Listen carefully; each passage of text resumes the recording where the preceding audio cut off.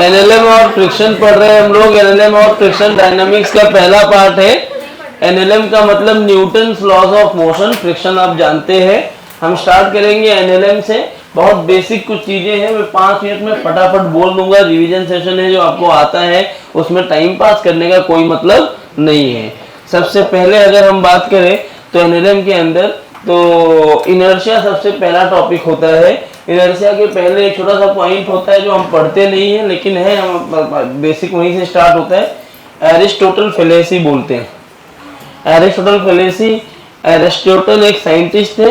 वो साइंटिस्ट नहीं थे, बेसिकली वो फिलोसफर थे। लेकिन पहले फिजिक्स नाम का सब्जेक्ट तो हुआ ही नहीं करता था, तो सारे फिलोसफी वाले आके अपना अपना ज्ञान दे के निकल जाते थे। तो वो भी अपना ज्ञान दे के निकल गए। उनका जहाँ से जन्म हुआ है इस न्यूटन लॉज ऑफ मोशन का, डायनामिक्स का, क्लासिकल मैकेनिक्स का, उसकी बात कर रहा हूँ मैं। तो एरिस्टोटल आए, उनने क्या बोला तो सबसे पहला सवाल यही बोल दिया कि कोई भी चीज अगर मैंने हवा में फेंक दी या कोई भी चीज चल रही है तो चलती रहेगी, रुकी हुई है तो रुकी हुई रहेगी। बस एरिस्टोटल फेलेसी जो है वो खाली फिलॉसफी में थे, तो इतना ही बता पाए, कोई चीज चल रही है तो चलती रहेगी, रुकी है तो रुकी रहेगी। बेसिकली एरिस्टोटल वही है जिनको हम फादर ऑफ जूलॉजी बोलते हैं। ठीक है, तो ये बायो वाले पार्ट थे। उन्होंने ब्लड फ्लो से इस चीज को कंपेयर किया था कि ब्लड फ्लो को जब तक एक्सटर्नल सोर्स देके आप ब्लड फ्लो को रोकोगे नहीं, वो ब्लड तो फ्लो हो ही रहा है ना, तो ब्लड फ्लो चल रहा है तो चलता रहेगा, रुक जाएगा तो रुका ही रहेगा, ये कहना था। फिर लोगों ने इस पर रिसर्च करना चालू किया। फिर गैलीलियो गैलीली, मैथमेटिशियन बहुत अच्छे, गैलीलियो साहब कूद पड़े कि कोई भी चीज चल रही है तो चलती रहेगी, रुकी हुई है तो रुकी रहेगी, लेकिन इसके पीछे भी एक कंडीशन है कि जब तक उस पर कोई एक्सटर्नल अनबैलेंस्ड फोर्स ना अप्लाई करे। अगर चल रही है तो चलती रहेगी, रुकी हुई है तो रुकी रहेगी। कब तक? जब तक उस पर कोई एक्सटर्नल अनबैलेंस्ड फोर्स अप्लाई ना करे। जैसे ही एक्सटर्नल अनबैलेंस्ड फोर्स अप्लाई करोगे, body can change it's state. समझ में आ रहा है मैं क्या बोल रहा हूँ? और इसको नाम क्या दिया? इनर्शिया। क्या नाम दिया? इनर्शिया। और बोला कि इनर्शिया जो होता है ना, it is the inbuilt property of every object, किसी एक ऑब्जेक्ट की नहीं। इनर्शिया आपके अंदर भी है, मेरे अंदर भी है, इस बेंच पर भी है, चेयर पर भी है। अब क्योंकि inertia is directly proportional to the internal forces. किस बात पे डिपेंड करता है? इंटरनल फोर्सेस पे।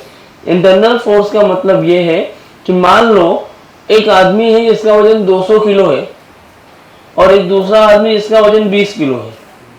अगर मैं उन दोनों को बैठाकर दोनों को एक ही फोर्स से धक्का दूं तो हो सकता है 20 वाला गिर पड़े और 200 वाला बैठा ही है, तो 200 वाले का इंटरनल फोर्स ज्यादा है। तो जिसका जितना ज्यादा इंटरनल फोर्स, क्या उसका ज्यादा मास, उतना ज्यादा मास। तो जिसका इनर्शिया ज्यादा था उसने क्या किया? देर तक अपनी पोजीशन को होल्ड रख सकता है। इनर्शिया ज्यादा होने का मतलब क्या है? मास ज्यादा है। इनर्शिया कम होने का मतलब क्या है? मास कम है। इनर्शिया को 3 पार्ट में बांटा गया। रेस्ट में रहेगा तो रेस्ट में ही है, रेस्ट में है तो रेस्ट में रहेगा जब तक कोई अनबैलेंस फोर्स अप्लाई ना करे।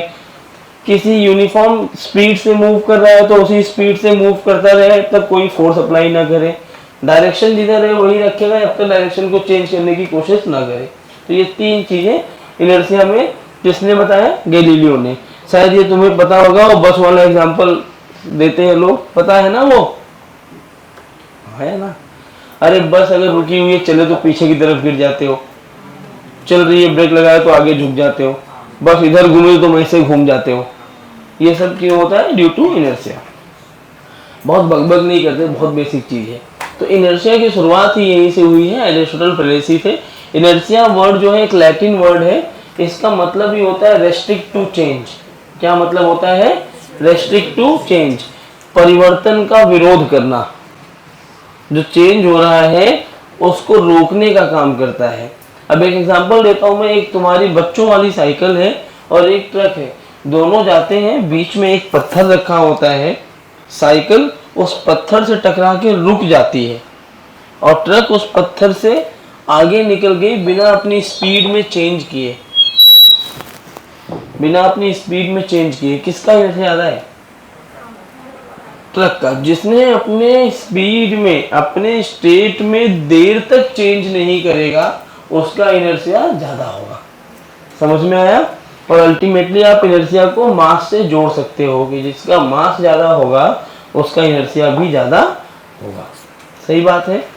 तो इनर्शिया में एक वर्ड आता है, आप जानते हैं, a body will restrict to change its state unless any external unbalanced force acts on it। तो यहाँ जब जैसे ही फोर्स का नाम आया, लोगों ने कहा फोर्स तो बताओ, फोर्स क्या होता है? तो न्यूटन साहब ने आ गए इसमें, और न्यूटन साहब ने सबसे पहले फोर्स को इंट्रोड्यूस किया। क्या बोला कि फोर्स इज बेसिकली पुश या फिर पुल। ये क्या करता है? पुश या पुल दोनों क्या कहलाते हैं? फोर्स। बट ये करते क्या है? पुश और pull which changes the state of an object और tries to change the state of an object. जैसे मैं अगर धक्का दूं इसको तो इसने अपने स्टेट को चेंज किया, लेकिन मैं अगर धक्का दूं दीवार पे तो चेंज करेगा क्या? उतना सफिशिएंट फोर्स आपको देना पड़ेगा। हालांकि तब भी आप धक्का दोगे तो थोड़ा बहुत आपको एक्सपीरियंस होता है कि कुछ तो हो रहा है इसमें, थोड़ा वाइब्रेशन, क्योंकि तुम्हारी औकात उतनी ही थी।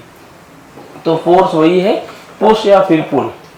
अब क्या हुआ, ये जो पुश और पुल को इनर्शिया बोला, फोर्स बोला इन्होंने, बाद में लोगों ने पूछा फोर्स कितने टाइप का होता है। तो क्या आपको पता है कितने टाइप के होते हैं फोर्सेस? हाँ बोलो बोलो। कोई जानता है कितने टाइप का फोर्स होता है? कोई जानता है कितने टाइप का फोर्स होता है? बेटे छोड़ दो, WPM हो गया वो। और चलो मैं समझाता हूँ। किसी भी फोर्स को 4 कैटेगरी में आप डिवाइड कर सकते हो।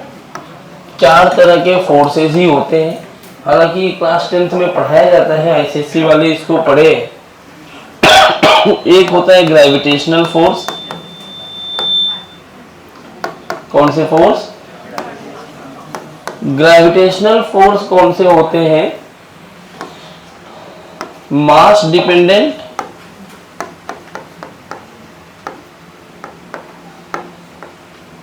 And follows inverse square law. कौन सा लॉ फॉलो करते हैं ये? ऐसे फोर्स जो मास डिपेंडेंट है और जो इनवर्स स्क्वायर लॉ को फॉलो कर रहे हैं उनको हम क्या बोलते हैं? मतलब इस कंडीशन में हो। ठीक है, ये सब तुम्हारे कंजर्वेटिव फोर्सेस में आते हैं। फील्ड फोर्स है, नॉन कॉन्टैक्ट फोर्स है ये सब, इनको एरियल फोर्स भी बोलते हैं। इसके बाद है इलेक्ट्रोमैग्नेटिक फोर्स। इलेक्ट्रोमैग्नेटिक फोर्स कौन से होते हैं? मास की जगह पे charge dependent and follows inverse square law. देखो मेरा सीक्वेंस थोड़ा ना तुम्हें ऐसा फील हो सकता है कि आगे पीछे है, क्योंकि मुझे पता है, मुझे लगता है कि जो बेस्ट पॉसिबल कंडीशन है वहां से स्टार्ट करूं मैं, आपको फील आए और आप समझ पाए क्वेश्चंस को। तो मास डिपेंडेंट है तो ग्रेविटेशनल, चार्ज डिपेंडेंट है तो इलेक्ट्रोस्टैटिक, और तीसरा फोर्स होता है न्यूक्लियर फोर्स। हालांकि कुछ लोग इसको भी 2 पार्ट में बांटते हैं, strong nuclear force and weak nuclear force. ठीक है, लेकिन मैं दोनों को एक ही मान रहा हूं। फोर्सेस एक्टिंग बिटवीन, या ऐसा लिख दो, फोर्सेस इनसाइड एन एटम। किसी एटम के अंदर जो इलेक्ट्रॉन इलेक्ट्रॉन के बीच में फोर्स लग रहा होगा, जो इलेक्ट्रॉन न्यूक्लियस के बीच में फोर्स लग रहा है, वो होते हैं, और ये भी इनवर्स लॉ को फॉलो कर रहे होते हैं। चौथा होता है कांटेक्ट फोर्स। बच्चों याद रखना, ये तीनों फोर्सेस देख रहे हो, these 3 are the non contact forces. यही तीनों तुम्हारे नॉन कांटेक्ट फोर्सेस हैं। कांटेक्ट फोर्स होता है, अब इस कांटेक्ट फोर्स में कौन कौन से आते हैं? तो नॉर्मल फोर्स आएगा, टेंशन आएगा, फ्रिक्शन आएगा। मेजर यही 3 फोर्स होते हैं। जब फ्लूइड पढ़ोगे तो यही फ्रिक्शन जो है वो फ्लूइड के केस में विस्कोसिटी बन जाता है, viscous force, drag force, air resistance पढ़ते हैं, उसको ड्रैग फोर्सेस बोलते हैं, वो सब फ्रिक्शन के ही पार्ट है। अब अगर आपको बताऊं तो ये ग्रेविटेशनल फोर्स पढ़ने के लिए ग्रेविटेशन नाम का चैप्टर है। इलेक्ट्रोमैग्नेटिक फोर्सेस पढ़ने के लिए पूरा इलेक्ट्रोडायनेमिक्स नाम का एक सेगमेंट ही है क्लास 12th में, जो क्लास 12 का 50% पोर्शन है। न्यूक्लियर फोर्स पढ़ने के लिए न्यूक्लियर फिजिक्स आपको पढ़ने मिलता है, एटॉमिक एंड न्यूक्लियर फिजिक्स, जहां आप बाइंडिंग एनर्जी पर न्यूक्लियर, रेडियो एक्टिविटी, रदरफोर्ड सोडी एक्सपेरिमेंट पढ़ते हैं। और इस चैप्टर में जो मेजर फोकस किया जाएगा वो किया जाएगा नॉर्मल टेंशन और फ्रिक्शन पे। मतलब इस चैप्टर में हम बात करने वाले हैं कॉन्टैक्ट फोर्सेस की। किसकी बात करने वाले हैं? कॉन्टैक्ट फोर्सेस की। तो हम यहीं से स्टार्ट करेंगे कि कॉन्टैक्ट फोर्सेस में नॉर्मल क्या होता है, टेंशन क्या होता है, फ्रिक्शन क्या होता है, और फिर यहीं से हमारा आज का लेक्चर चालू होगा। ठीक है, थोड़ा सा पेस में चलूंगा मैं, आप लोग बिल्कुल भी टाइम पास करने के मूड में मत रहिएगा, क्योंकि आप बैठे हैं तो आपका जितनी जल्दी हो जाएगा उतनी जल्दी आपका 4 घंटे का लेक्चर बचेगा, आपको उतना सेल्फ स्टडी का टाइम ज़्यादा मिलेगा ना। तो बिल्कुल टाइम पास मत करना। मैं ट्राई करूंगा कि आज एनएलएम फ्रिक्शन दोनों खत्म कर दूं। जो मुझे भी पता है आपके रिस्पॉन्स पे डिपेंड करता है, शायद प्रैक्टिकली पॉसिबल ना हो जो मैं बात बोल रहा हूँ, क्योंकि एलएलएम और फ्रिक्शन दोनों अगर ढंग से करोगे तो हो सकता है एक और लेक्चर देना पड़ जाए, लेकिन मैं ट्राई करूंगा आज खत्म करने को। लिख चुके ये, बढ़ो आगे। अब आप लिखने में ज़्यादा टाइम वेस्ट मत किया करना, फटाफट लिखते रहना। मैम अभी आप पेज सेलेक्ट कर रही हैं, लिखूं कहाँ? ये लड़कियों वाली हरकतें बंद करो अभी कि क्या करना है। हाँ नोट्स में छाप लो सब। हाँ लिखना, ये डिसाइड करना चाहिए पहले ना लेक्चर चालू होने के। चहल तो सही में बच्ची ही रह गई अभी। देखो तुम्हारे साथ वाले कितना आगे निकल गए, तुम बच्ची रह गई।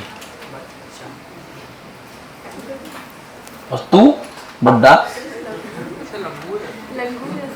लंगूर इससे अच्छा है, तो कम से कम लंगूर अच्छी बातें बोलता है, भगवान को याद दिलाता है। ये अच्छी बात नहीं बोलता ना, इसलिए मैं लंगूर नहीं चिंपैंजी बोलो इसको। नहीं इवॉल्व, ए भाई ये तुम करते हो।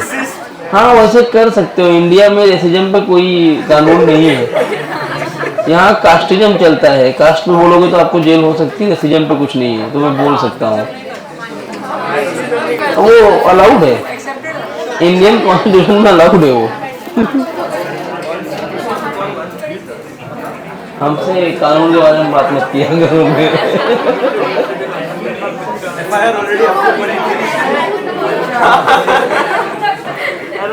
पता नहीं कितने FIR है,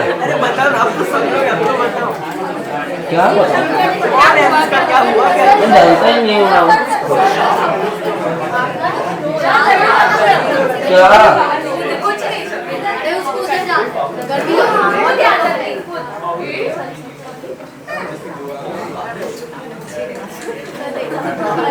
चलो टाइम पास मत कर, जल्दी जल्दी लिख ले, जल्दी। फिर बातें करें मैं हटा दूंगा, ये रेगुलर क्लास नहीं है, इसमें फटाफट लिखना पड़ेगा।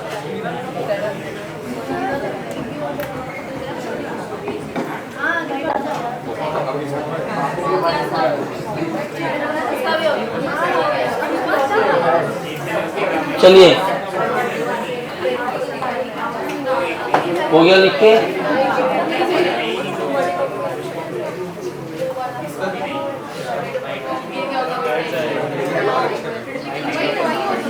ए बच्चों बोलो मत, सर फटा जा रहा है, बातें मत करो।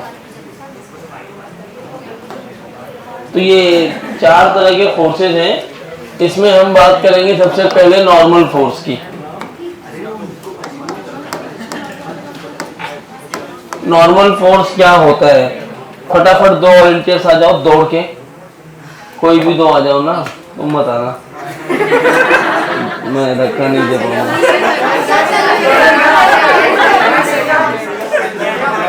आ जाए तू आ जा जल्दी जल्दी। अरे भाई एक्सपेरिमेंट जल्दी आ जा।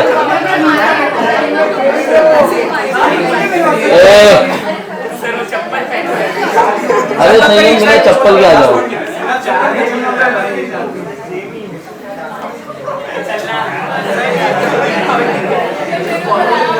आ जाओ आ जाओ, अरे आ जाओ, मेरा चप्पल के आ जाओ। बस मस्ती खत्म, तुम्हारे अच्छे के लिए ये करवा रहा हूँ। अगर बोलोगे तो मैं नहीं बताऊंगा, लिख के हट जाऊंगा मैं। आवाज बंद। मैं नॉर्मल फोर्स समझाने की कोशिश कर रहा हूँ। नॉर्मल फोर्स कब काम करता है और क्या होता है। नॉर्मल फोर्स तब काम करता है जब दो ऑब्जेक्ट कांटेक्ट में आते हैं। जब दो ऑब्जेक्ट कांटेक्ट में आते हैं, आओ कांटेक्ट में। हाँ बस बस। एक्चुअली जो मिसकंसेप्शन है ना, बस आवाज बंद। जो मिसकंसेप्शन तुम्हारे अंदर है वो मैं दूर करना चाह रहा हूँ कि नॉर्मल फोर्स जब दो ऑब्जेक्ट कांटेक्ट में होते हैं तभी काम नहीं करता है। कुछ और भी कंडीशंस हैं। अभी ये दोनों कांटेक्ट बना रहे हैं, लेकिन अगर मैं इससे पूछूं बता तुझे कोई फोर्स एक्सपीरियंस हो रहा है क्या इसकी वजह से? नहीं ना, तुझे हो रहा है? कांटेक्ट में नहीं है क्या दोनों? है कांटेक्ट में। तो कांटेक्ट में रहने से ही नॉर्मल नहीं आता। अब दूसरा सवाल लोग ये पूछते हैं कि जब दो ऑब्जेक्ट है वो मूव करेंगे तब आएगा नॉर्मल।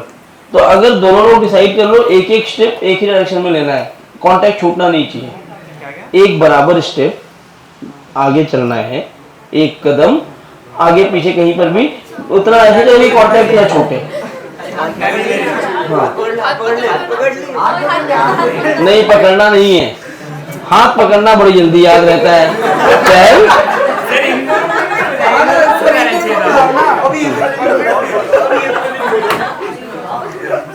चलो, तो मुझसे मस्ती मत, बस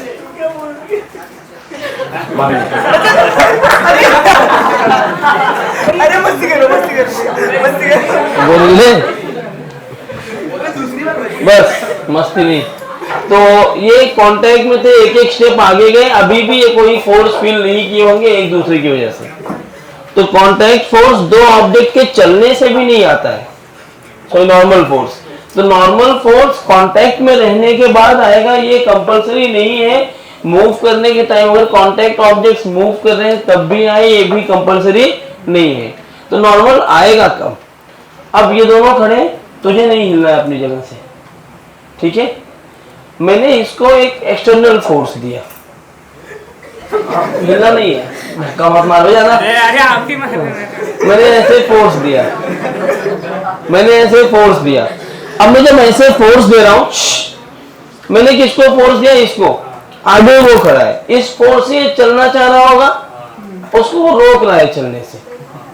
तो अब वो क्या है, जब मैं ऐसे फोर्स लगा रहा हूं ना, तो इसको ना वो संयम की बॉडी से इधर फोर्स लग रहा होगा। लग रहा था तुझे ऐसे कोई धक्का दे रहा है, देखो ये कॉन्टैक्ट सरफेस था, ऐसे फोर्स महसूस किया। वो भी कर रहा होगा, इधर फोर्स महसूस कर रहा था। तो कब आया? जब मैंने एक्सटर्नल फोर्स अप्लाई किया। दो, पहली कंडीशन क्या है? दो ऑब्जेक्ट कांटेक्ट में हो। दूसरी कंडीशन है उन दोनों ऑब्जेक्ट पर इंटरनल फोर्सेस काम नहीं करने चाहिए। अगर मैंने कोई एक्सटर्नल फोर्स अप्लाई किया तो नॉर्मल आएगा। समझ में आ रहा है? कोई दिक्कत? और नॉर्मल लगा कैसे? Perpendicular to the contact surface. और जो डायरेक्शन में लगा नॉर्मल, इसके ऊपर इधर लगा। इमेजिन करो ऐसी बॉडी है, अगर इधर फोर्स लगाएगा तो ये क्या चाह रहा है? इसको पतला करना, इसको कम करना चाह रहे हैं, कॉम्प्रेस करना चाह रहे हैं। और उस पर फोर्स उधर लगा तो वो उसको कम करना चाह रहा है। मतलब नॉर्मल फोर्स, बैठ जाओ, नॉर्मल फोर्स कब काम करता है? जब दो बॉडी कांटेक्ट में हो और उस पर कोई एक्सटर्नल फोर्स काम कर रहा हो। कौन सा फोर्स काम कर रहा हो? एक्सटर्नल फोर्स काम कर रहा हो, such that they tries to compress the object. क्या करते हैं वो? कॉम्प्रेस करने की कोशिश करते हैं ऑब्जेक्ट्स को। तो ये नॉर्मल है। अब ध्यान से नॉर्मल का एक एक पॉइंट समझते चलो। It acts when two objects are in contact and an external force is acting on any one object. Correct. दूसरा, it acts perpendicular to the contact surface such that it tries to compress the block, compress the objects। तीसरा, अभी आप इनको basic पढ़ चुके हैं इसलिए आपको पता होगा, it follows the third law of motion. किसको फॉलो करता है वो? अब थोड़ी जगह छोड़ देना 8-10 लाइन लिखने के लिए। अब देखो, इन पे अगर मैं कुछ क्वेश्चंस करूं, जो नॉर्मल अभी यहाँ देखा इस पर ही बेस्ड अगर मुझे क्वेश्चन करना हो तो ध्यान से देखो, आपको समझ आ जाएगा, आपको फील आ जाएगी कि नॉर्मल कैसे काम कर रहा है। यहाँ एक ब्लॉक एम रख दिया, मैंने कहा find the direction of normal force. क्या बताना है आपको? नॉर्मल फोर्स की डायरेक्शन। एक बात बताओ, अगर मैं ब्लॉक पर नॉर्मल फोर्स देख रहा हूं तो कौन कौन कांटेक्ट में है यहाँ पे? ब्लॉक और सरफेस।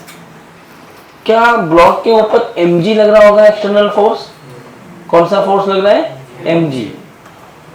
एक्सटर्नल फोर्स भी लग रहा है, मतलब नॉर्मल तो आ जाएगा। ये कांटेक्ट सरफेस है।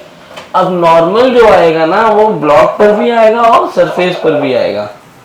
ब्लॉक पर जो नॉर्मल आएगा कौन लगाएगा उसको? सरफेस।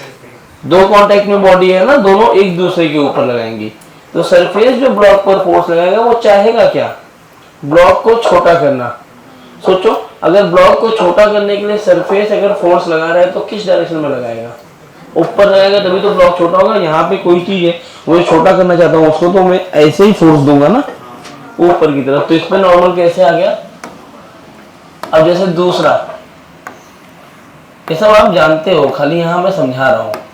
ये है कॉन्टैक्ट सरफेस, ये है। इमेजिन करो ये तुम हो और तुम्हारे ऊपर एक ऑब्जेक्ट ऐसे रखा हुआ है, तुम उसको कॉम्प्रेस करने के लिए किधर फोर्स लगाओगे? mg इस पर भी लग रहा है। कॉम्प्रेस करने के लिए किधर फोर्स लगाओगे? क्या ऐसे? देखो, कॉन्टैक्ट सरफेस के परपेंडिकुलर है और सरफेस ने लगाया इस ऑब्जेक्ट को कॉम्प्रेस करने के लिए। करेक्ट। तीसरा, मैं ऑप्शंस दे रहा हूं, तुम्हें वैरायटीज दे रहा हूं कि आप समझो कैसे नॉर्मल लगता है। अगर M1 पर नॉर्मल पूछा जाए तो M1 पर क्या हो रहा होगा? ध्यान से देखो, ये M1 है, एक नॉर्मल ये सरफेस दे रहा होगा, ये इसको कॉम्प्रेस करने के लिए ऊपर नॉर्मल दे रहा होगा, और एक यहां पर कांटेक्ट बना रहा है तो एक नॉर्मल ये दे रहा होगा नीचे की तरफ। करेक्ट। और अगर M2 बनाया जाए तो M2 किसके कांटेक्ट में है? अकेले M1 के, तो M1 इसको कॉम्प्रेस करने के लिए ऊपर एक फोर्स देगा M2। समझ आया क्या? यही सवाल, लेकिन अगर ऐसे एक बन जाए कि एक स्फीयर है,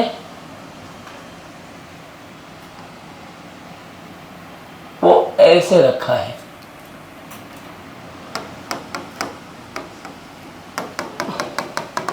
ये दो रिजिड सपोर्ट है, इसे वी टाइप का बना है, इसके अंदर मैंने एक बॉल घुसा दिया।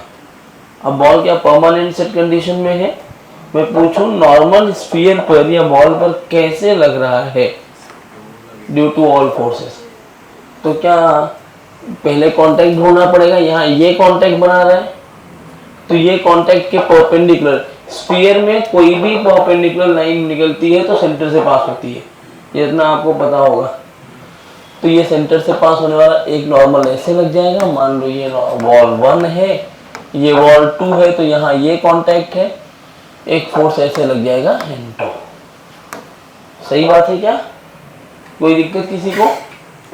Very good. यही सवाल अगर ऐसा हो कि ऐसे एक वॉल यहाँ पर है और ये हॉरिजॉन्टल सरफेस है। यहाँ मैंने ना एक लैडर रख दिया, लैडर जानते हो ना, सीढ़ी, ऐसे। मैं पूछूं इस लैडर पर कैसे फोर्स लगेगा, तो क्या ये जो लैडर है और ऊपर के जो 3-4 एग्जांपल्स हैं इनमें कोई डिफरेंस है क्या? अभी तक जो ब्लॉक्स थे वो पार्शियल कांटेक्ट में थे। कैसे थे? ब्लॉक का एटलीस्ट एक फ्रैक्शन ऑफ पार्ट जो है वो कांटेक्ट में था। इस जगह पर देखिए तो ये वाला पॉइंट और ये वाला पॉइंट, बस 2 ही पॉइंट कांटेक्ट में है, बाकी सब हवा में है। तो इसको हम बोलते हैं पॉइंट कांटेक्ट। क्या बोलते हैं? तो यहाँ नॉर्मल लिखने के लिए आप वो परपेंडिकुलर वाला कॉन्सेप्ट नहीं ले सकते। यहाँ आपको क्या करना पड़ता है, मैं यहाँ लिख रहा हूँ अगला point, in case of point contact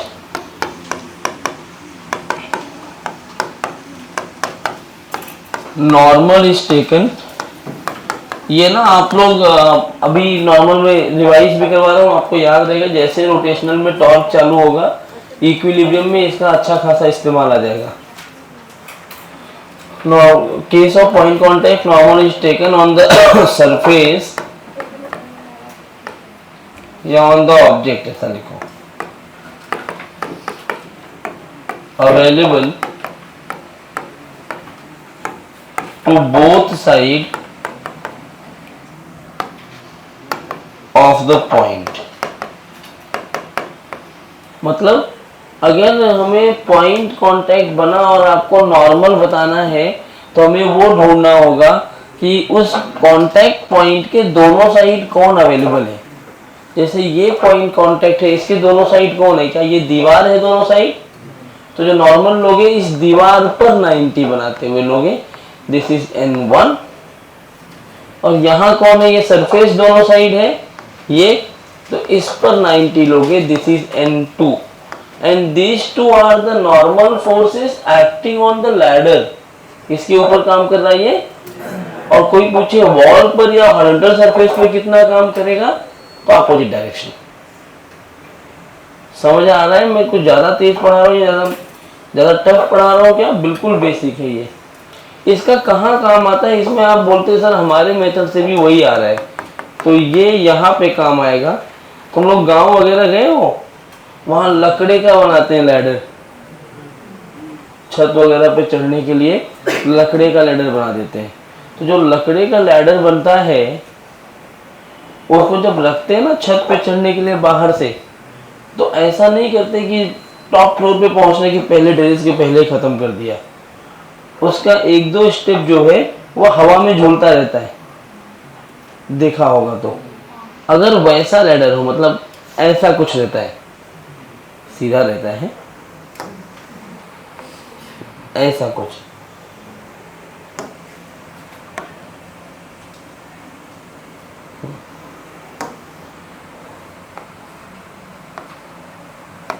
ऐसा कुछ रहता है।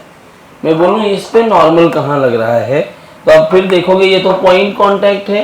तो ये वाला जो पॉइंट देख रहे हो यहाँ पर, इसके दोनों साइड, तो ये सरफेस, भाई जमीन तो रहेगी ना, हवा में थोड़ी लटक रहा होगा ये, तो इस पॉइंट पे नॉर्मल आएगा इधर, ठीक है। लेकिन यहाँ जब देखोगे, अगर आप कभी चढ़े हो ऐसे लैडर पे, पहली बात अगर रिस्क है चढ़ना मत, लेकिन अगर आप चढ़ भी रहे हो, जब आप ऐसे इतना पार्ट हवा में रहता है, तो उस वाले पार्ट पे हो जो छत पे पहुंचने वाला पार्ट है ना, तो आपको ऐसा फील होगा कि कोई आपको ऐसे धक्का दे रहा है, ऐसे आप बाहर जाओगे, ऐसे नहीं, ऐसे हवा में उड़ाने की कोशिश कर रहे हैं।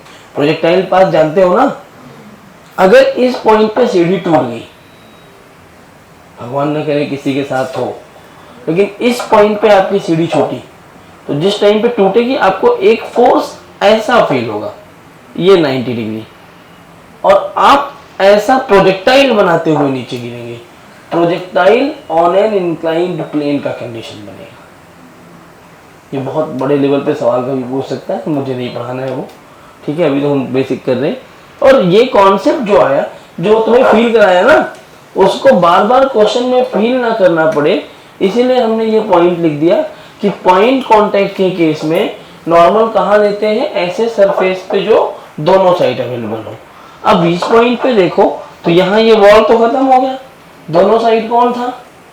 लैडर ना। तो 90 डिग्री किसको बनाना पड़ेगा आपको? किसको बनाओगे दोनों साइड? किसको रखोगे? लैडर को। किसको रखना है? तो ये दोनों नॉर्मल बनके तैयार हो गए। समझा? आइए एक और लास्ट नॉर्मल में खत्म करता हूं।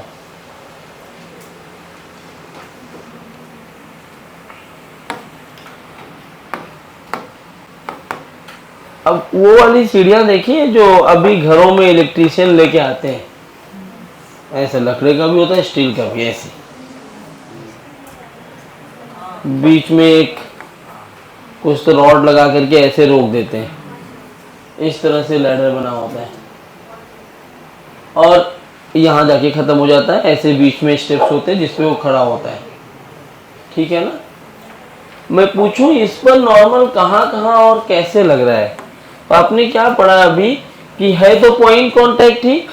In case of point contact normal is taken on the surface available both side of the point contact. तो अगर यहाँ आपको देखा जाए तो यहाँ नॉर्मल ऐसे आ जाएगा क्योंकि ये सरफेस दोनों साइड है।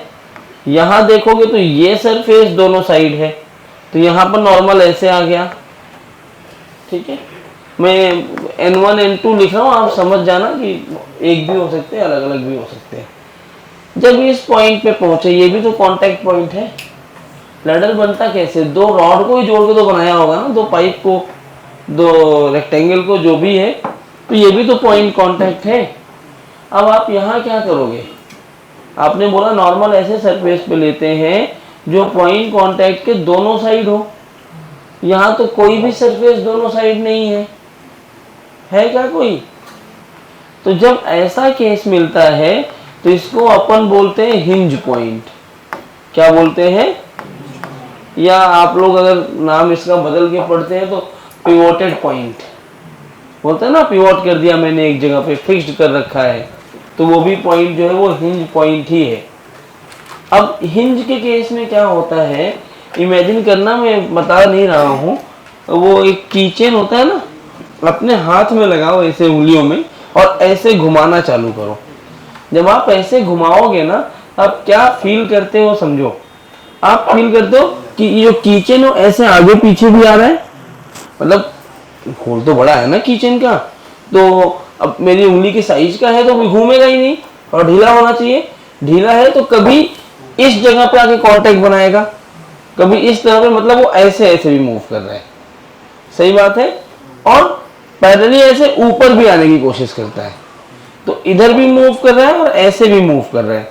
इसका मतलब क्या, उसमें दो डायरेक्शन आ गए मूवमेंट के। मतलब क्या, उसमें दो नॉर्मल लग रहे होंगे, क्योंकि जिधर फोर्स लगेगा उधर ही मूव करेंगे ना। तो कोई भी हिंज पॉइंट कभी भी लेते हो तो किसी भी हिंज पॉइंट पे एक नॉर्मल नहीं होता, दो नॉर्मल होते हैं। हालांकि वो दोनों नॉर्मल अगर हिंज है वो ऑब्जेक्ट, तो दोनों नॉर्मल की औकात नहीं है कि ऑब्जेक्ट को चला दे। तो वो दोनों नॉर्मल जो है वो बैलेंसिंग फोर्स जैसे काम करने लगते हैं। कैसे काम करते हैं वो? Balancing force. और मैं नॉर्मल कौन सा दो लूंगा वो डिपेंड करता है क्वेश्चन में कि किधर अनबैलेंस्ड फोर्सेस हैं, उस डायरेक्शन में एक ले लेते हैं। उतना डिटेल में हम रोटेशनल में जाएंगे। फिलहाल अभी समझो कि अब जैसे इसमें हम फंस गए ना इस पॉइंट पे, तो मैं यहां वही लिख रहा हूं, if no surface is available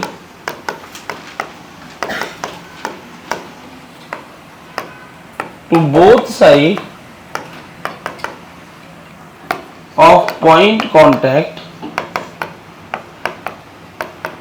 then we are free to take any two perpendicular directions as normal.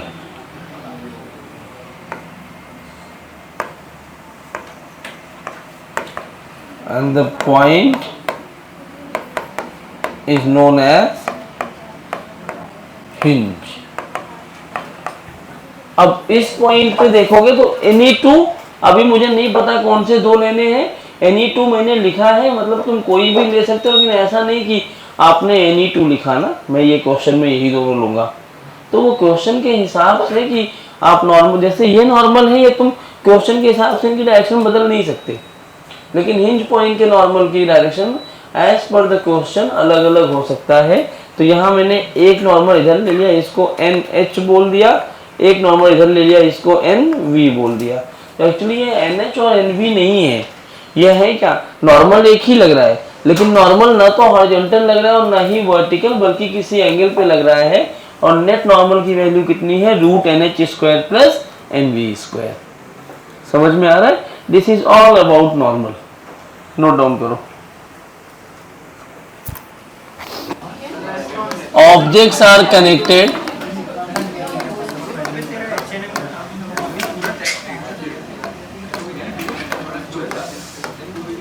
Through string.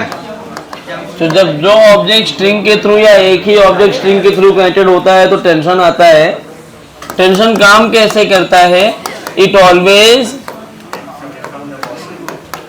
Acts away, always acts along the string and away from the object। ये क्या कहना चाह रहा है कि अगर मेरे पास एक इस तरह की स्ट्रिंग है, यहाँ पर एक ब्लॉक एम लगा है, तो मैं पूछूं टेंशन कहाँ आएगा, तो टेंशन के लिए क्या करेंगे, ये वाला जो पॉइंट आप देख रहे हो, इस पॉइंट पे टेंशन आएगा, और वो टेंशन अलोंग द स्ट्रिंग होगा, मतलब इतने के बीच में ही होना चाहिए, अवे फ्रॉम द ऑब्जेक्ट होना चाहिए। तो अगर यहाँ टेंशन की डायरेक्शन में नीचे कर दूं तो क्या along the direction of object हो जाएगा। ऑब्जेक्ट से दूर जाना है, अलोंग द स्ट्रिंग रहना है, तो क्या इधर ही आएगा टेंशन। सही बात है। ये वाला पॉइंट अगर देखोगे ये भी कांटेक्ट में है, तो अगर ये भी कांटेक्ट में है तो इसको भी एक ब्लॉक की तरह मान लो, along the string away from the body रखोगे तो यहाँ टेंशन ऐसा आएगा। दोनों टेंशन को मैंने टी और टी रखा है, ये अलग अलग भी हो सकते हैं। टी और टी तब होंगे जब स्ट्रिंग कैसी हो, मासलेस। तो ये भी एक पॉइंट है, याद रखना। It follows third law of motion।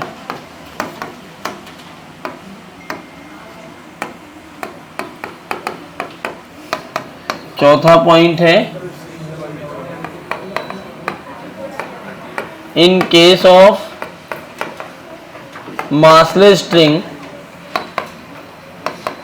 tension throughout the string is same।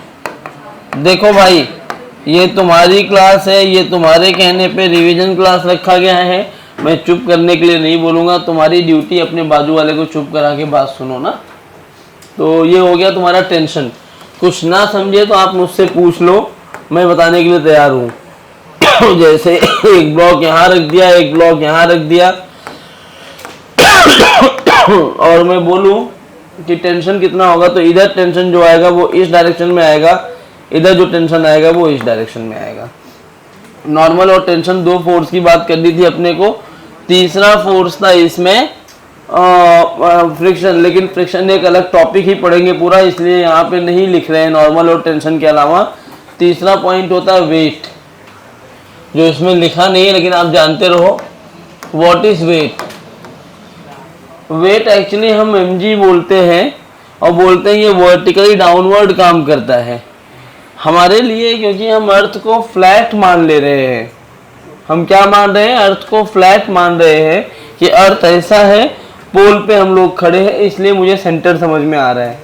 लेकिन आप थोड़ी ज्योग्राफी पढ़े ही होंगे, अर्थ में पोल भी होता है, इक्वेटर भी होता है। तो अगर आप पोल पर खड़े हैं तो अर्थ आपका फ्लैट है, वर्टिकली डाउनवर्ड दिखेगा। अगर आप इक्वेटर पर खड़े हैं एग्जैक्टली, तो ग्रेविटी आपको ऐसे दिखेगी, हॉरिजॉन्टल। अगर आप पोल और इक्वेटर के बीच में किसी एंगल पर खड़े हैं तो ग्रेविटी भी आपको एक एंगल पे दिखेगी। क्यों? ध्यान से समझो। ये मेरा एक अर्थ है।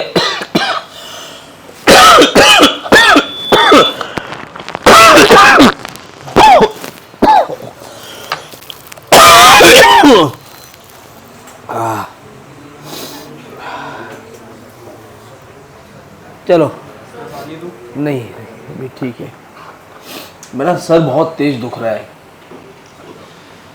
हाँ सो जाऊँ। हाँ कौन है ये, घर जाके सोता ही है।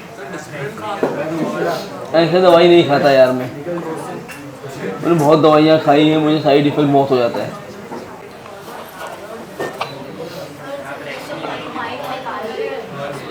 माइक निकाल दूंगा तो पढ़ाऊंगा कैसे।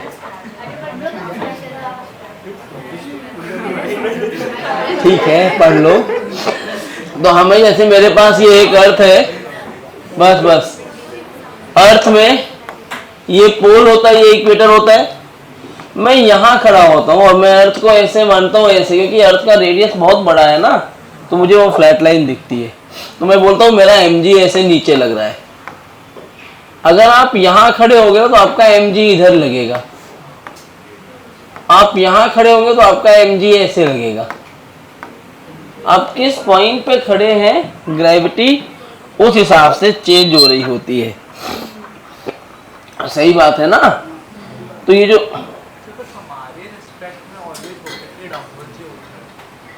तो यहाँ पे फ्रेम की तो बात ही नहीं किया ना, मैंने बोला फोर्स लग किधर रहा है। जब हम बोलते हैं वेट, तो आप बोलते हो इट एक्ट्स वर्टिकली डाउनवर्ड। तुम्हारे रिस्पेक्ट में हमेशा वर्टिकली डाउनवर्ड रहेगा, वो सही है, बट किसी और के रिस्पेक्ट में वो किसी एंगल पे हो सकता है ना। तो हम ये नहीं लिखते कि with respect to me it is acting vertically downward ना। तो हमेशा सुनो ध्यान से, जो वेट होता है वो कहाँ काम करता है, towards the centre of earth. कहाँ काम करता है, मैं वही कहा चाह रहा हूँ कि हम आगे वही पहुंचने वाला था जो ऑनिस बोला अभी। तो ये सुन लो ध्यान से, ये काम किधर करता है, towards the centre of earth. लेकिन अगर मैं खुद के रेस्पेक्ट में बात करूं, जैसे मैंने कहा बहुत बड़ा है तो ये मुझे एक फ्लैट लाइन दिख रहा है, ऐसे बहुत बड़ा तो ये भी तो मुझे एक फ्लैट लाइन ही दिखेगा। और इस फ्लैट लाइन के लिए भी क्या मेरे सेंटर ऐसे ही आएगा। इमेजिन करके देखो, फ्लैट लाइन का सेंटर मुझे नीचे ही दिखेगा। तो अपने रिस्पेक्ट में हमेशा आपको कहाँ दिखता है, वर्टिकली डाउनवर्ड। तो अगर मैं लिख रहा हूँ कहीं पर लिखा हुआ कहीं मिल जाए कि it acts vertically downward, it means with respect to you it is acting in downward direction. तो ये जानते रहो वेट होता कितना है, mg ना। It is a pull force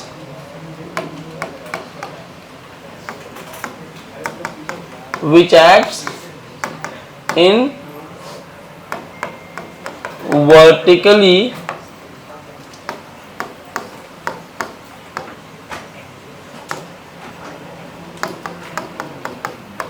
downward direction। ठीक है।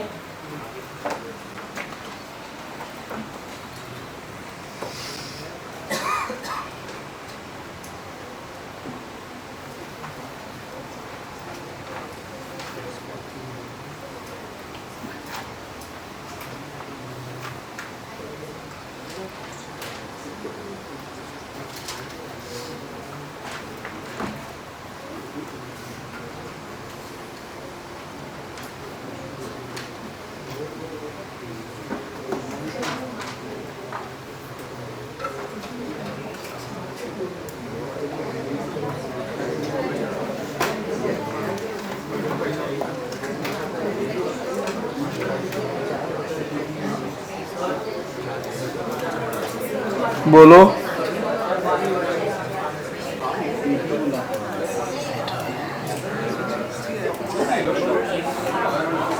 चलो इसके बाद एक और टॉपिक ये है,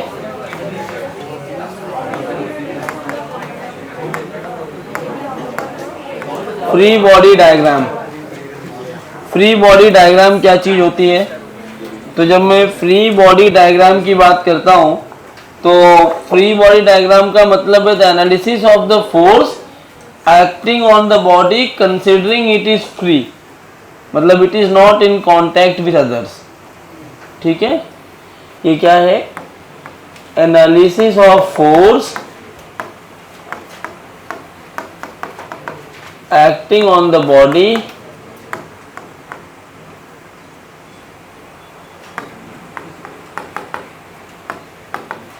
कंसिडरिंग इट इज फ्री। तो जब भी आप एफबीडी बनाने जाएं, कोई भी एफबीडी में आपको कैसे बनाना चाहिए, कौन कौन से फोर्सेस हैं, तो मैं स्टेप्स बता रहा हूँ, वो स्टेप्स आप फॉलो करेंगे। कोई भी कितना भी टफ एफबीडी होगा आप वो एफबीडी 1 मिनट में बना पाएंगे। सबसे पहले क्या करना है? Draw weight. कोई भी है, सबसे पहले उसके वेट को दिखाइए कि उस बॉडी का वेट किधर लग रहा है। स्टेप 2 जो है अपना, स्टेप 2 में आप दिखाइए, ड्रॉ मतलब डिटरमाइन होता है basically, determine the non contact forces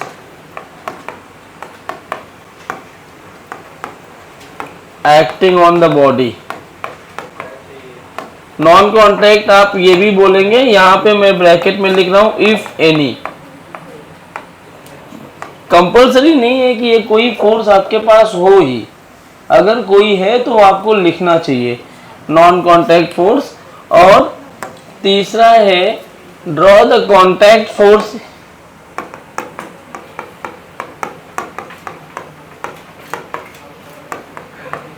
forces है,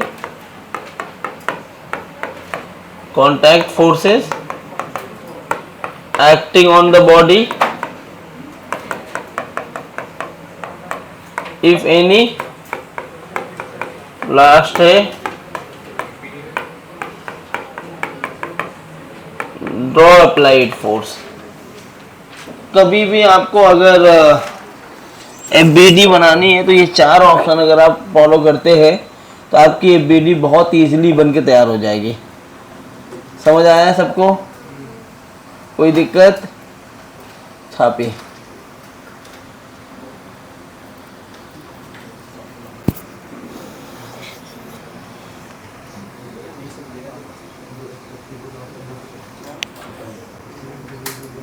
इस पे क्या क्वेश्चंस कराऊं? अभी बेसिक्स तो पढ़ लो, थियरी सब आगे हो आएगा। एक भी नहीं, एक भी क्वेश्चन दूंगा तो जैसे हवा खाई टाइट हो जाएगी, बता रहा हूँ पहले ही। फर्स्ट लॉ पे क्वेश्चन दूंगा, बनेगा नहीं किसी से भी। थोड़ा थियरी कर लो।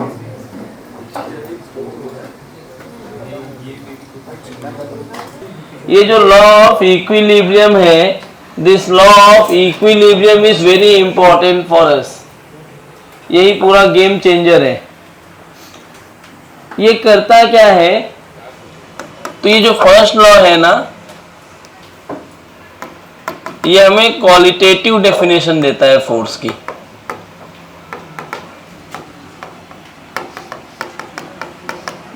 बेसिकली वो बताता है कि औकात क्या है फोर्स की, फोर्स कर क्या सकता है। क्या बताता है ये? कि फोर्स की औकात क्या है और फोर्स कर क्या सकता है। देखो मुझे पता है मैं इसको रिवाइज करवा रहा हूँ, लेकिन बिल्कुल भी तेज है, पेस में है, लेकिन कोई भी चीज स्किप नहीं कर रहा हूँ, हर चीज लिख रहा हूँ। जिनके नोट्स पहले नहीं बने हैं वो भी बना ले। तो क्वालिटेटिव डेफिनेशन बोलते हैं इसको फोर्स का, मतलब ये फोर्स की क्या काम फोर्स का है वो बताता है। ये क्वालिटेटिव डेफिनेशन देता है फोर्स का। तो ये है क्या? अब इक्विलिब्रियम लिखा तो आप ये जानते हैं इक्विलिब्रियम का मतलब क्या होता है? Net force zero.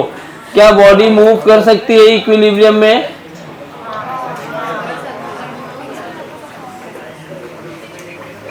हाँ, कर सकती है, प्रोवाइडेड कि वो पहले मूव कर रही है। तो इक्विलिब्रियम 2 तरह के होते हैं ना, स्टैटिक इक्विलिब्रियम। मैं तुझे भगा दूंगा घर अगर अब बात किया।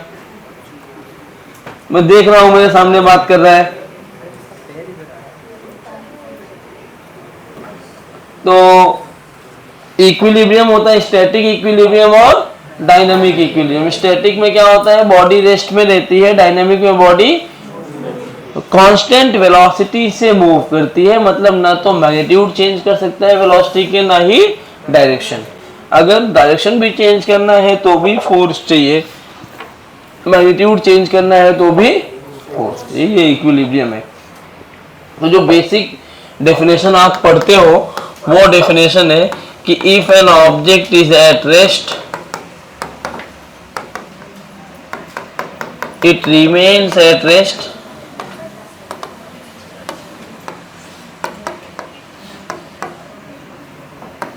और it will move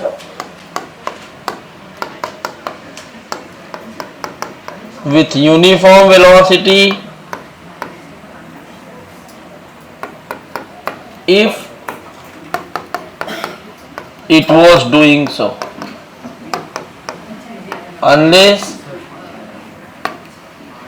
any external unbalanced force acts on it। ये स्टेटमेंट तो आप जानते हो ना, बेसिक स्टेटमेंट है।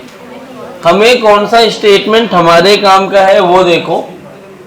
तो हमारे काम का जो स्टेटमेंट है वो स्टेटमेंट है कि if F net is equal to 0 the body will be in equilibrium।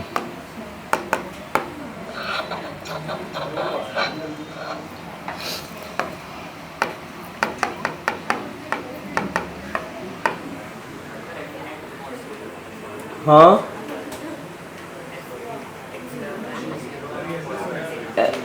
Net बोला ना मैंने, नेट एक्सटर्नल 0 हो भी सकता है, नहीं भी हो सकता।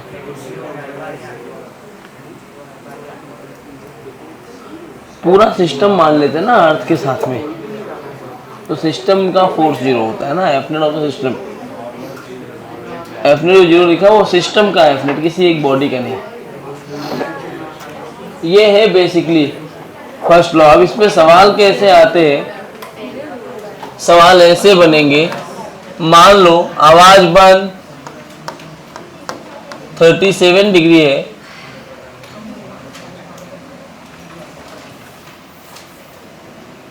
पहले बेसिक कर लो। एक स्फीयर है,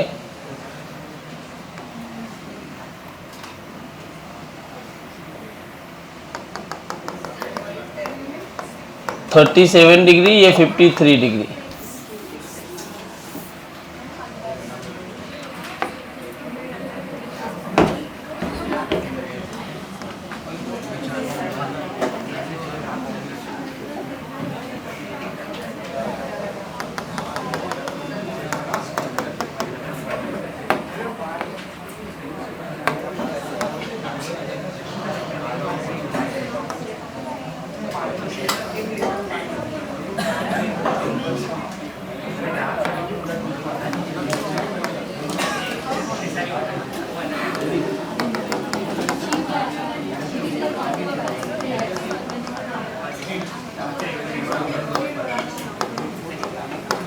find normal acting due to walls. सवाल है find normal acting due to walls. जल्दी जल्दी आप सॉल्व करते रहिए, मैं कई सारे सवाल लिख दे रहा हूं, फिर मैं सॉल्व कर दूंगा। आप चिल्लाना मत, आपको आंसर आ जाए आप अपने आंसर मैच कर लेना।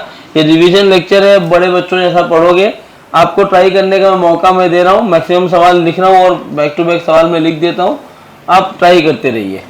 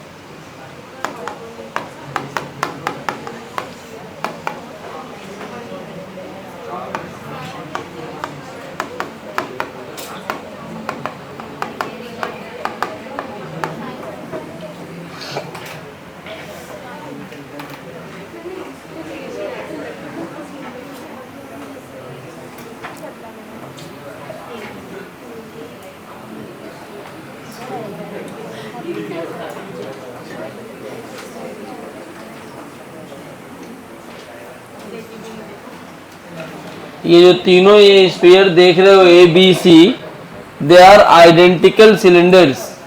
क्या है वो? ये कुछ ऐसा है, ये एक सिलेंडर यहाँ पर है, दिख रहा है ऐसे, एक ऐसे बाजू में एक बॉटल और रखा है, दो सिलेंडर, इन दोनों के बीच में एक तीसरा बॉटल रखा है, और आप खाली फ्रंट व्यू देख रहे हो, ऐसे दिख रहा है, ये ऐसे बाहर तक अंदर तक पूरा ऐसे है। तो तीन आइडेंटिकल सिलेंडर रखे हैं इस तरह से। आइडेंटिकल का मतलब होता है दो सबका मास और रेडियस इक्वल है। 3 identical cylinders are kept as shown in the figure. Find out the normal on C due to A.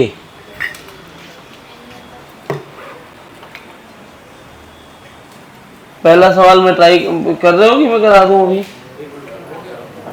हो गया ना, ठीक है। बाकी लोग ट्राई कर रहे तो करने दो।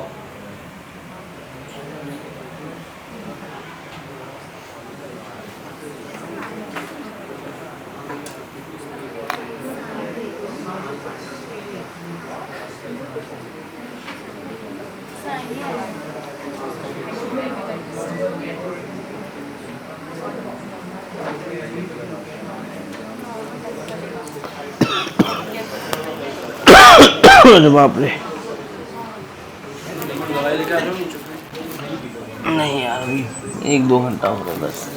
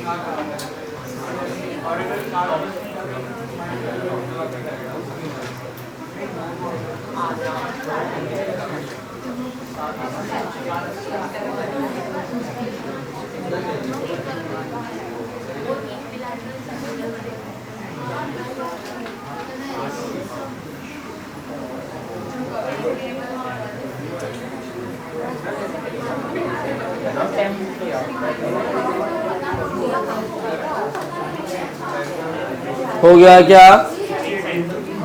चलो, अगर पहला सवाल करूं तो इसकी एफबीडी बनाऊंगा मैं। बिना एफबीडी के काम नहीं चलेगा अब। तो इसके ऊपर नीचे की तरफ फोर्स लग रहा होगा 100, जो mg की वैल्यू है। यहाँ ये कांटेक्ट फोर्स है, तो एक नॉर्मल आएगा इधर जो n1 बोल रहा हूं मैं, दूसरा नॉर्मल आएगा ऐसे जिसको मैं n2 बोल रहा हूं। इसमें तुम्हें कुछ भी नहीं बोला है बॉडी कैसे रहेगी क्या करेगी, लेकिन आपको ये समझना पड़ेगा कि अगर मैं वी शेप का ऐसा कोई भी एक बॉक्स है, इसमें एक बॉल को फिक्स कर दूंगा मैं। जैसे ही मैं इस बॉल को फिक्स करूंगा, बॉल को फिक्स करते हुए जाके रुक जाएगा, मतलब वो इक्विलिब्रियम में है। अगर वो रुका हुआ है तो वो इक्विलिब्रियम में है। इक्विलिब्रियम में होने का मतलब है कि उस पर नेट फोर्स 0 होना चाहिए। लेकिन यहाँ पे फोर्सेस जो है वो 3 अलग अलग डायरेक्शन में लग रहे हैं। 100 नीचे लग रहा है, n1 इधर, n2 इधर। तो मुझे इसके कंपोनेंट्स चाहिए होंगे। मैंने यहाँ एक लाइन बना ली। जरा देखो, ये 37 है, नॉर्मल यहाँ पे 90 बना रहा होगा, तो ये वाला एंगल 53। तो क्या ये भी 53 हो जाएगा? तो n1 का ये कंपोनेंट आएगा n1 cos 53, दूसरा कंपोनेंट आएगा n1 sin 53। ऐसे ही अगर मैं n2 की बात करूं तो ये 53 30 से तो ये इधर आ जाएगा N2 cos 37 N2 sin 37, correct. As all the forces has to be equal, all the forces equal होने का मतलब है राइट साइड का फोर्स लेफ्ट साइड के बराबर होगा, तभी ये हॉरिजॉन्टल इक्विलिब्रियम में आएगा। N1 cos 53 plus N2 cos 37 मिलकर के 100 को बैलेंस कर रहे होंगे। दो इक्वेशन ये इंपॉर्टेंट है, ये बन जाएगा 4/5 N1 is equal to 3/5 N2। Phi ने फाई को मार दिया, N2 की वैल्यू 3, N1 की वैल्यू 3/4 N2। यहाँ अगर रखा जाए तो 3/5 into 3/4 N2 plus 4/5 N2 is equal to 100। आगे सॉल्व कर सकते हैं हम, 20 हो जाएगा, 5 और 20 का एलसीएम 20 मतलब 9 plus 16 N2 is equal to 100। 25/20 तो N2 की वैल्यू आ गई 25/20। N2 N2 की वैल्यू आ जाएगी 20 इंटू 100/25।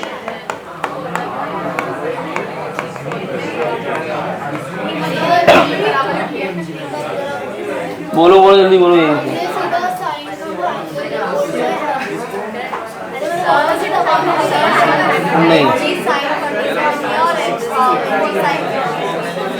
नहीं आएगा ना आंसर, गलत आएगा।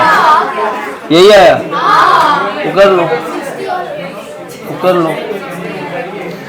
तो N2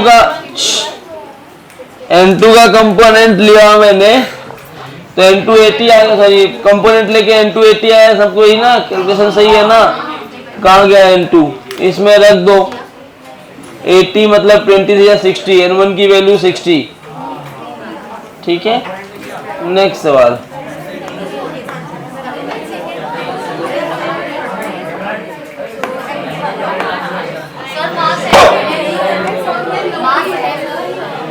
हाँ, आइडेंटिकल है तो एम ही लेना पड़ेगा ना। इधर देखो, सी पर पूछा है, तो सी पर नीचे की तरफ कितना फोर्स आएगा, mg। ये नॉर्मल लगाएगा इस डायरेक्शन में na, ये नॉर्मल लगाएगा nb। बिल्कुल यही सवाल है, इसमें चेंज ये है कि ये डिस्टेंस 2r होगा, ये 2r, ये 2r, तो इक्विलिब्रियम से ये वाला एंगल 60 हो जाएगा। ये 60 हुआ तो ये वाला पार्ट 30 हो गया, और जैसे ही ये पार्ट 30 हुआ, ये पार्ट भी 30 हो गया। सही है ना, तो ये भी 30 और ये भी 30, तो यहां से आ जाएगा na sin 30, ये इधर आएगा nb sin 30, और ये बन जाएगा na cos 30, और ऊपर ही आएगा nb cos 30। तो ये लिखा जाएगा na sin 30 is equal to nb sin 30। sin 30 cancel हो गया, na और nb दोनों बराबर हो गए। दूसरा आएगा na cos 30 plus nb cos 30, ये बराबर हो जाएगा mg के। na और nb दोनों बराबर है, तो 2na cos 30 का मतलब √3/2 is equal to mg, cancel हो गया। na की वैल्यू आएगी mg/√3। This is the normal acting on c due to a।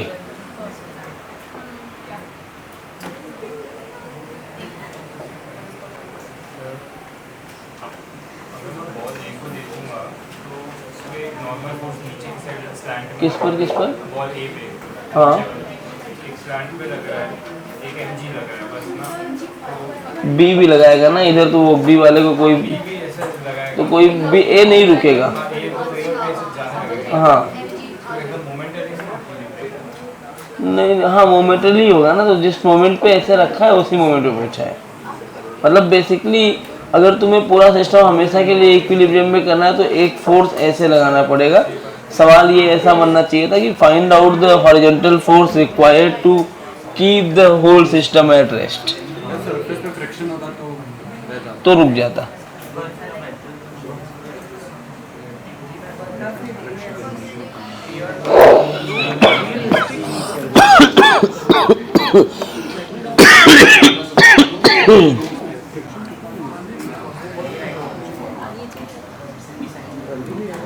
ठीक है, अभी मैं सोऊंगा घर जाके।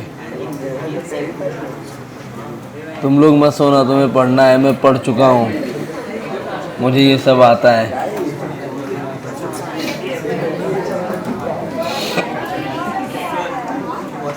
नहीं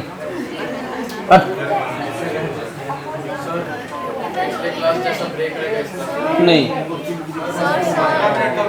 नो ब्रेक। क्या हुआ?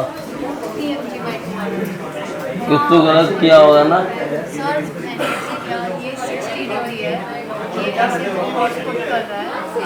इसका नॉर्मल एमजी है। किसका? ए का। ए का नॉर्मल क्यों निकाल रहे हो? तुम्हें सी पर पूछा है तो। ए का अगर नॉर्मल एमजी है तो ये वाला एमजी का ऐसे नहीं, नहीं नहीं, सी पर पूछा है ना भाई, तो सी डायरेक्टली सी की एफबीडी बनाओगे ना।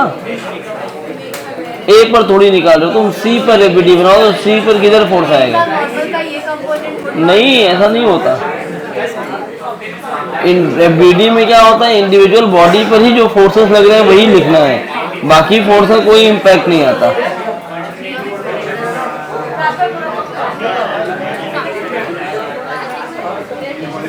चलिए जल्दी लिखो।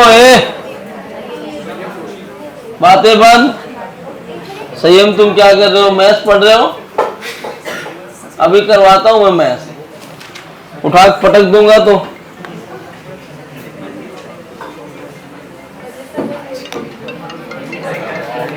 हेलो, एक मिनट। हाँ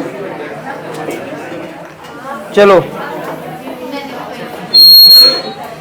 चलो, एक सवाल है, पहले वो लिखो, उसके आगे फिर बढ़ेंगे। आवाज बंद।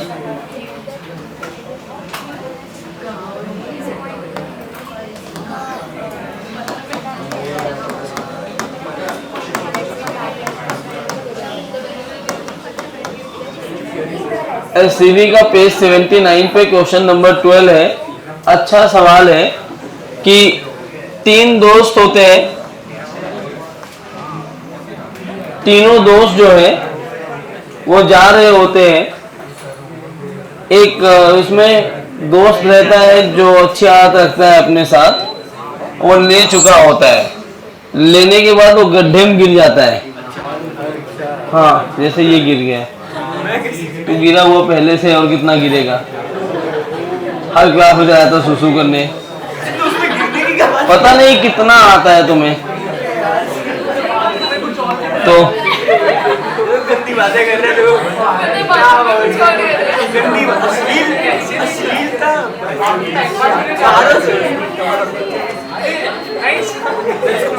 इधर तो 2 फ्रेंड जो है वो ऐसे यहाँ पे आ गए हैं। अब उनको उठाने के लिए यहाँ पर एक पुली लगी है, यहाँ पर एक दूसरी पुली लगा दिया। एक लड़का यहाँ खड़ा हो गया है,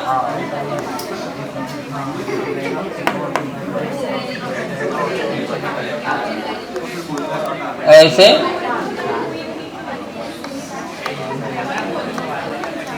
ऐसे।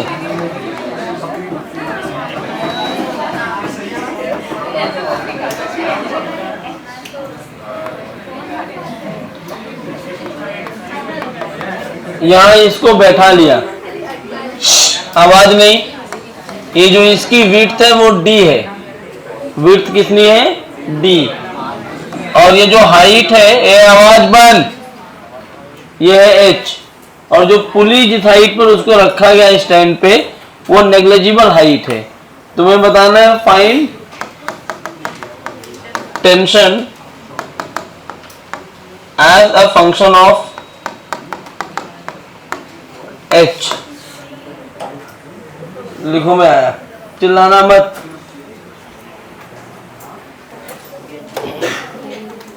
अगर तू बाहर निकला, नहीं निकलना है, और ये भी बोला हुआ है assume that they both are applying the equal forces। अगर वो इक्वल फोर्स नहीं अप्लाई करेंगे ना तो ये उठने के पहले ही ना इतनी हड्डियां टूट चुकी होंगी इसकी कि मर जाएगा ये। क्योंकि सोचो अगर ये वाला फोर्स तेज लगाया धड़ाक से आके इस दीवार में भिड़ेगा, ये अगर क्या इधर जाके भिड़ जाएगा, वो भिड़ता रहेगा ना, उसको ना भिड़ना पड़े इसलिए दोनों को इक्वल फोर्सेस लगाने होंगे। अब अगर मैं इसकी FBD बनाऊं तो नीचे इस पे लग रहा होगा इसका वेट, एक इधर फोर्स लग रहा होगा टेंशन T, एक इधर फोर्स लग रहा होगा टेंशन T। सही है ना? मान लो ये वाला एंगल है थीटा, तो ये भी थीटा होगा कि फोर्सेस दोनों इक्वल लगाने पड़ेंगे। तो ऊपर फोर्स आ जाएगा 2t cos थीटा, इधर आ गया t sin थीटा, इधर भी आ गया t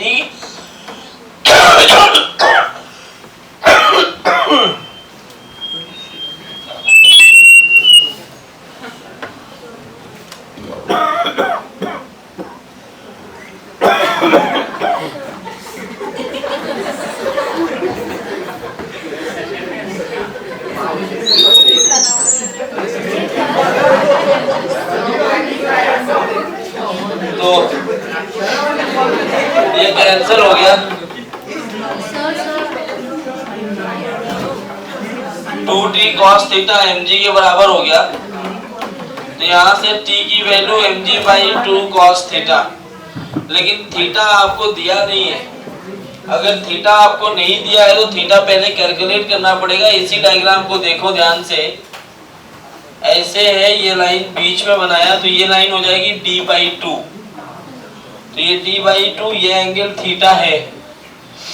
ये हाइट आपको दी है h, तो ये कितना हो गया d square by 4 plus h, या इसको मैं लिख सकता हूँ root over d square plus h by 2, 4h by 2।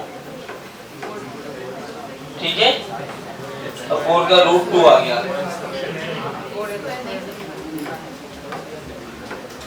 तो यहाँ से जो cos थीटा की वैल्यू आ जाएगी, this is h by root over d square plus 4h square by 2।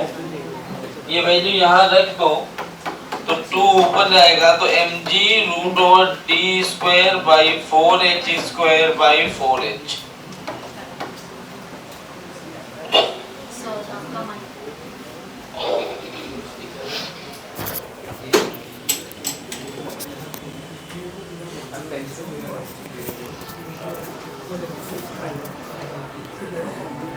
ठीक है ना? ये अभी मैं चिपका दूंगा दोनों को फेविकोल से।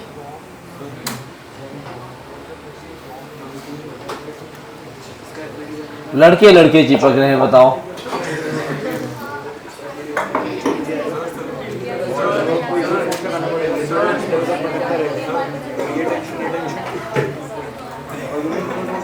आधे घंटे में जल्दी छोड़।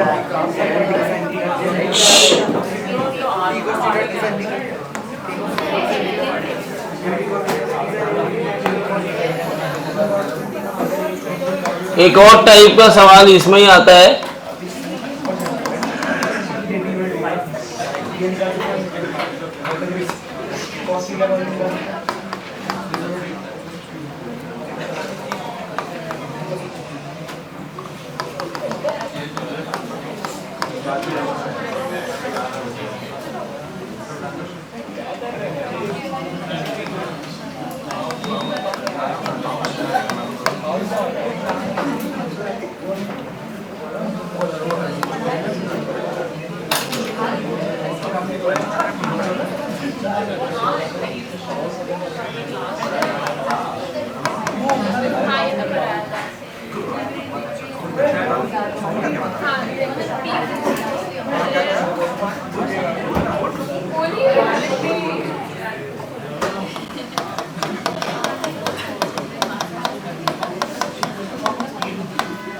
जल्दी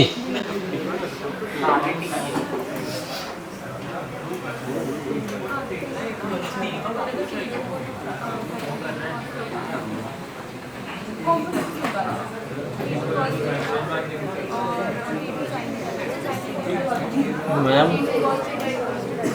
जो आप बोल रही हैं, अगर ये आप पेन पे कर देंगे तो बहुत अच्छा रहेगा।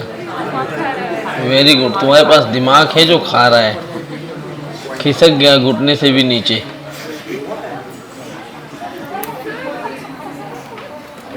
सही बोला ना? यहाँ होता है, इधर तो हमारा होता है ना, तुम्हारा तो यहाँ होता है और यहाँ चला गया अभी।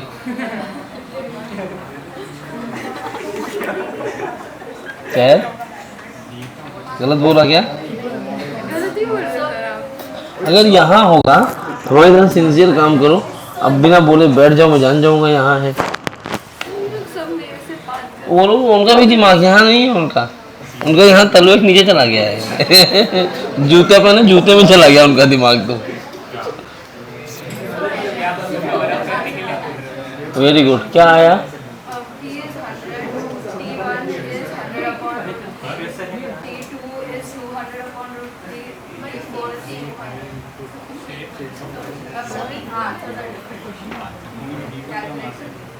करो करो करो कैलकुलेट सबको। ये क्या होता है?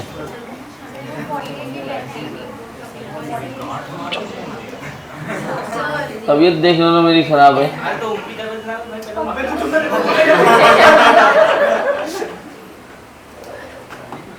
करता हूँ।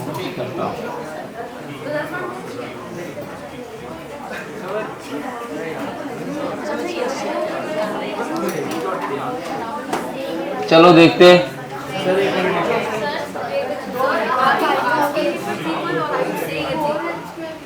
What? I'm not saying it is equal. I need the value of T1, T2, T3 and T4. That's fine then.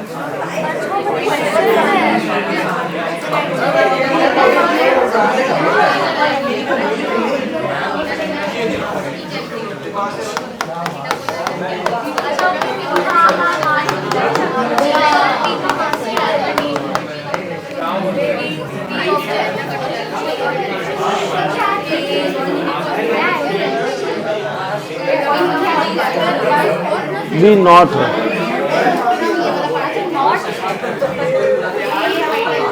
आओ इधर, इसको करने का तरीका क्या है? नीचे एक फोर्स लगा दिया मैं 100, यहाँ आ जाएगा T1। तो अगर ये तुम्हें देख के लड़के, देख के लग रहा है पूरा सिस्टम इक्विलिब्रियम में है, T1 की वैल्यू 100 है, ठीक है, सब फोर्सेस बैलेंस होनी चाहिए।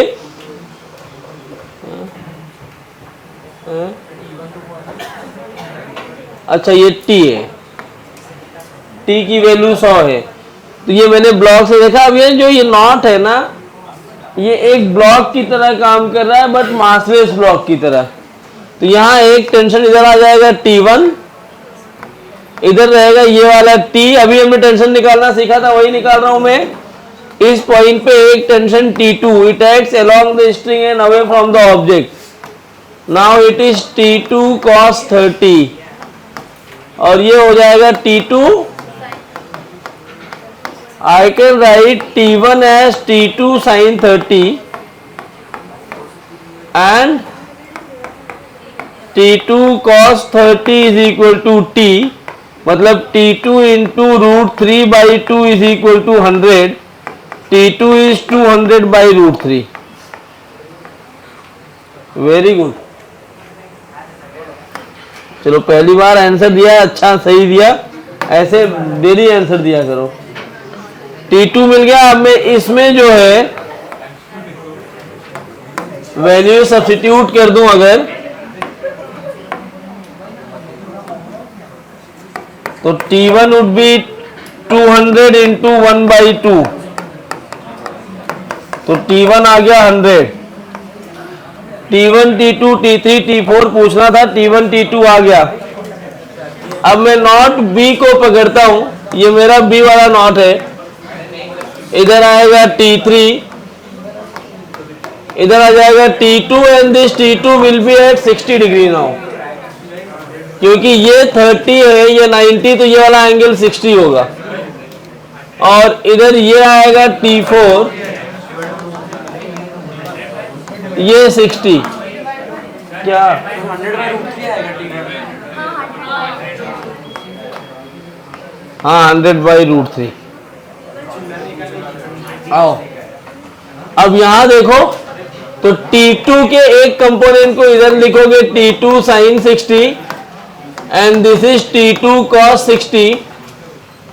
T4 का ये component T4 sin 60, T4 cos 60, तो T4 cos 60 is equal to T2 sin 60।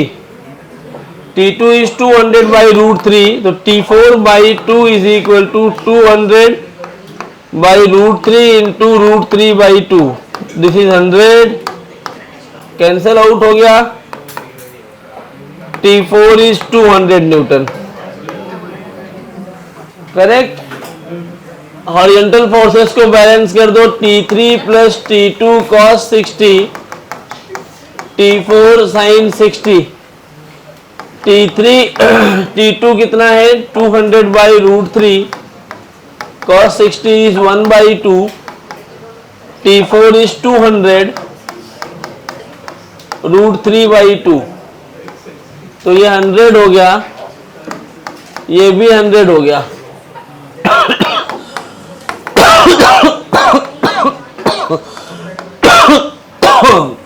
100/√3, 100√3 minus 100/√3,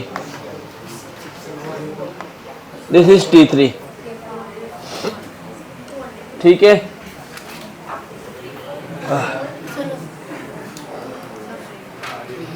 break नहीं दूंगा, थोड़ी देर पढ़ लो, छोड़ दूंगा मैं। मेरी हिम्मत बिल्कुल जवाब दे दी है, बहुत लड़ लिया, अब हार गया मैं युद्ध। मैं तुझे ही खा जाऊंगा अभी, ज्यादा बोलेगा तो एक एक पीस काट दूंगा। यहाँ पे बहुत नॉन वेजिटेरियन है, खा जाएंगे तुम्हें। बस चलिए next, Newton second law of motion. अब जाओ, आज नहीं पढ़ाऊंगा मैं, प्लीज छोड़ दो, अगले लेक्चर में कराता हूँ। सॉरी राजवीर, तुमने फोन किया, मैं बोला कि मैं पूरी कोशिश कर रहा था मैं पढ़ा पाऊँ, लेकिन अब मैं बिल्कुल कंडीशन से बाहर हो चुका हूँ। अब पढ़ा दूंगा तो जाके मैं गिर पड़ूंगा कहीं पे, तो तुम हिल रहे हैं। ठीक है, चलो बाय।